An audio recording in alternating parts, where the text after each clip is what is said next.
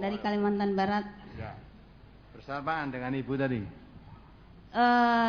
Ibu itu sudah lama, jadi saya baru mungkin saya nggak kenal gitu. Oh, belum kenal? Belum kenal gitu ya. Jadi ya. saya datangnya sendiri Bapak pada hari Jumat. Saya memang datang ke sini karena pengen kenal, pengen lihat Bapak Sukino itu kayak apa gitu. Terus mau lihat juga Bapak yang bacakan surat itu suaranya khas gitu, saya suka dan enggak. Ibu sudah ikut kajian di sana belum? Udah Pak, dari udah. bulan Januari. Sudah 5 bulan. Ya. Alhamdulillah. Saya mau mengajukan 3 pertanyaan. Ya. Yang pertama, ada yang bilang kepada saya, orang sunnah juga, bahwasanya di dalam rumah itu tidak boleh ada foto atau gambar-gambar yang ada nyawanya, misalnya foto manusia atau foto hewan atau foto apa gitu. Jadi nggak boleh ada. Jadi saya katanya kalau di akhirat nanti itu foto-foto itu minta kepada kita supaya dikasih nyawa, padahal kita nggak bisa ngasih nyawa. Apakah itu benar Bapak? Yang kedua, laki-laki dengan perempuan itu kalau tidak muhrim tidak boleh bersentuhan, bersalaman saja tidak boleh. Jadi kalau kita bersalaman pakai sarung tangan boleh nggak Pak? Ya. Kan tidak bersentuhan kulit gitu. Iya. Soalnya kadang-kadang kita tuh misalnya sudah terbiasa jadi nggak itu payah nggak itu payah melatihnya. Yang ketiga, ada suatu kasus seorang ibu bertanya kepada saya, dia punya anak 9, yang 3 sudah diberi harta masing-masing 1 toko gitu oleh ayahnya. Terus ada 1 restoran yang dikasihkan kepada 6 orang anak, dihibahkan gitu waktu bapaknya masih hidup. Terus waktu dikasihkan restoran itu belum berharga Pak, sekarang restoran itu sudah mahal, harganya udah miliaran gitu. Jadi bapaknya meninggal, ibunya masih hidup. Nah anak yang 3 itu salah satunya yang paling tua itu tidak terima, dia mau membatalkan hibah ayahnya itu. Padahal ibunya masih ada. Saya bilang ibu kan masih ada, ibu kan punya hak untuk membenarkan. Tapi anaknya ngelawan, nggak berani. Anaknya melawan terus. Jadi dia bertanya pada saya nggak bisa jawab. Jadi saya bilang nantilah saya tanya pada Ustadz. Itu ibu kandung itu. Ibu kandung. Apakah hibah boleh dibatalkan? Terima kasih Pak. Assalamualaikum warahmatullahi wabarakatuh. Waalaikumsalam warahmatullahi wabarakatuh. Jadi pertanyaan ibu, di rumah tidak ada foto, malah patung ya nggak boleh. Ada hadis Nabi menerangkan begitu. Katanya nanti di sana suruh memberi nyawa, padahal kita tidak bisa memberi nyawa. Allah tuh tahu kalau kita nggak bisa memberi nyawa, tahu. Masa disuruh? Jadi prakteknya Aisyah sendiri, Aisyah istri Rasulullah, ya itu ketika beliau sudah menjadi istri Nabi kan waktu itu masih kecil lah, masih boleh dikatakan belum dewasa. Itu mainannya juga boneka. Nah, boneka itu kan ya gambar makhluk hidup. Terus ketika itu Aisyah menggambar kuda. Ya, terus pakai sayap. Terus ditanya Rasulullah, gambar apa tuh Aisyah?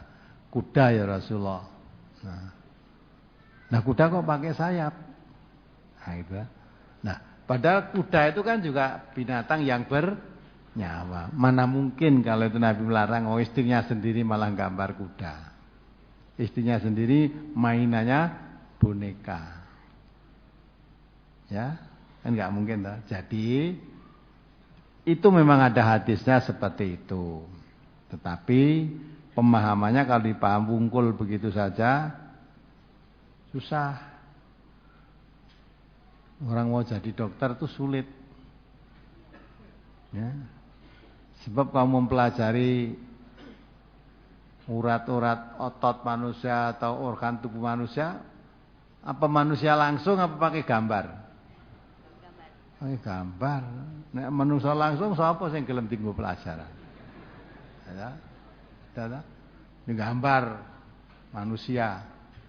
Terus organ tubuhnya digambar sampai saraf-sarafnya, otaknya, panca inderanya, fungsinya semua digambar itu. Ya. Nah kalau itu nanti suruh beri nyawa ya ora iso. Wong dadi dokter praktek yang langsung orang kan ndak mau sing tunggu praktek. Ndak mau. Digambar dulu. Nah, jadi yang dilarang itu karena zaman dahulu masa transisi pemberantasan kemusyrikan. Karena dulu orang itu menyembah patung. Di sekeliling Ka'bah itu pun banyak patung, ada riwayat yang menerangkan ada 360 patung. Di sekitar Ka'bah. Di dalam Ka'bah sendiri ada patung. Ada relief-relief nempel di Ka'bah itu. Bahkan ada patung burung merpati di situ. Nah, maka dari itu zaman peralihan dari tauhid yang dulu menyembah patung menyembah kepada Tuhan yang Maha Esa, Rasulullah memberantas keras semua bentuk patung gambar yang dijadikan sesembahan, maksudnya begitu. Jangan ditakut-takuti nanti suruh membuatkan nyawa di akhirat. Jadi yang dilarang itu membuat gambar, yang dikhawatirkan membuat patung, yang dikhawatirkan nanti akan dijadikan sesembahan atau paling tidak seolah-olah mendatangkan berkah, mendatangkan rahmat. Ya. Maksudnya tidak ada patung, ada gambar bukan patung, foto itu lah. Nanti nek kepidak atau jatuh disapu atau diidak ana kowe, wah yo patungnya Pak Kiai kok didak-idak atau gambare Pak, itu gambar bukan kiainya yang didak-idak. Ya. Kamu itu gambarnya Pak Presiden barang kok ya.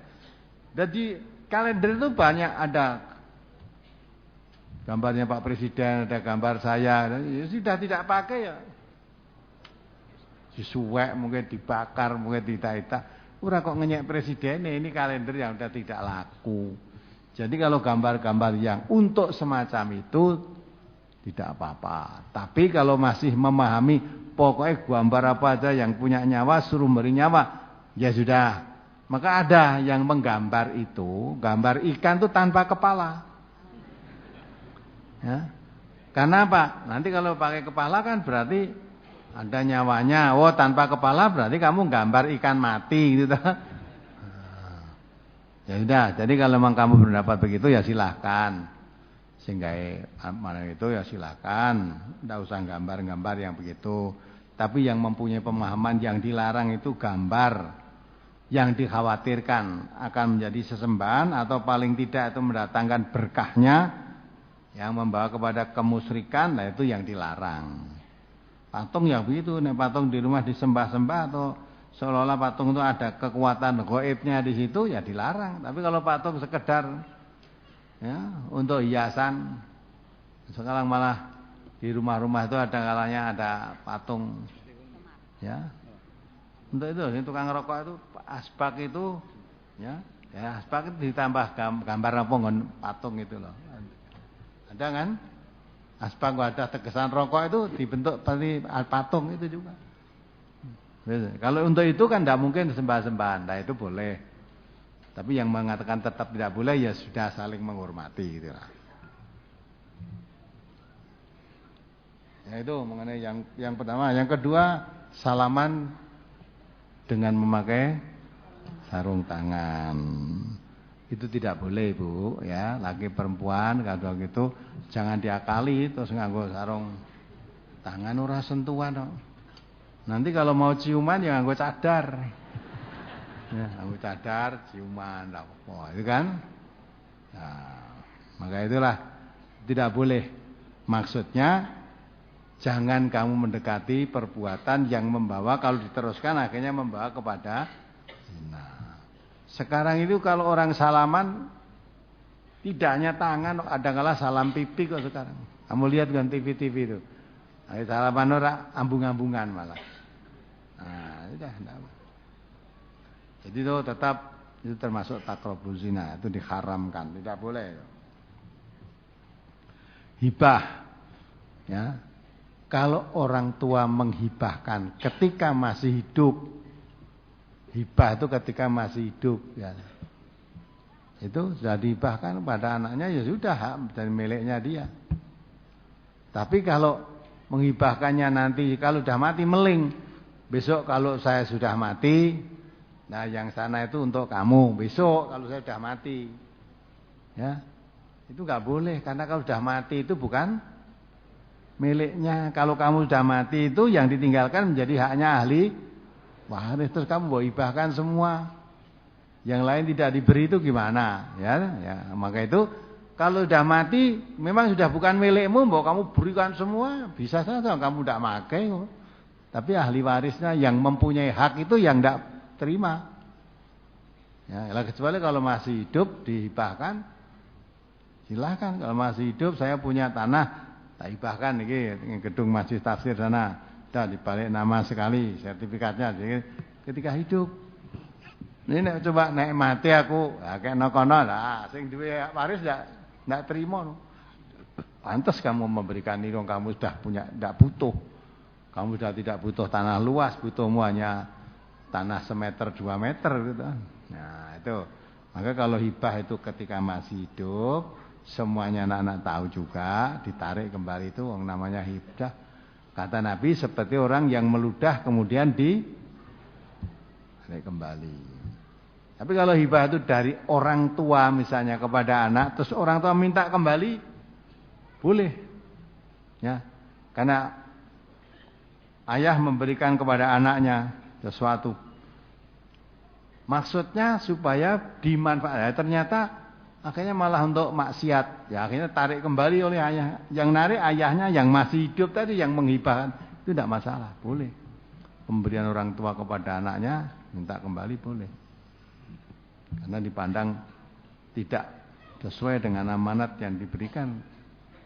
Kalau orang tuanya menghibahkan dengan catatan kalau sudah mati tadi, orang mati tidak berhak mengatur yang harta yang ditinggalkan. Karena orang begitu mati itu harta semua kekayaannya sudah menjadi hak ahli waris, masing-masing punya bagian sendiri-sendiri sesuai dengan aturan yang sudah ditentukan dalam agama. Itu ya. Kemudian kalau itu tadi pada ayahnya, yang lain-lain tidak diberi, kemudian diberi hibahkan pada istrinya itu ibunya, dan itu ibu kandung, tidak perlu dituntut toh. Tapi ibu kandung nanti kalau ibunya meninggal kan juga warisannya kepada anak-anaknya itu tadi. Mungkin ayahnya tadi tahu ibunya ngopeni anak banyak, masa kasih hibah toko ini untuk ngopeni anak-anaknya. Nah gitu, nah, sudah itu kan maksudnya anaknya tidak boleh meminta itu semuanya untuk kepentingan keluarganya. Lah nanti kalau ibunya sudah tua, ya, sampai meninggal pokoknya, akhirnya jadi kembali pada anak-anak diwaris. Saya rasa ayah memberikan hibahnya tadi tahu ibunya mempunyai anak yang masih saatnya biaya sekolah. Kalau saat itu nanti dibagi-bagi, ya mungkin anaknya yang tidak kopen. Jadi baratnya diberi kekuasaan untuk mengelola saja, tapi hak milik tetap hak milik ahli waris semuanya. Ibunya punya bagian, anak-anak yang lain punya bagian juga. Gitu Ibu.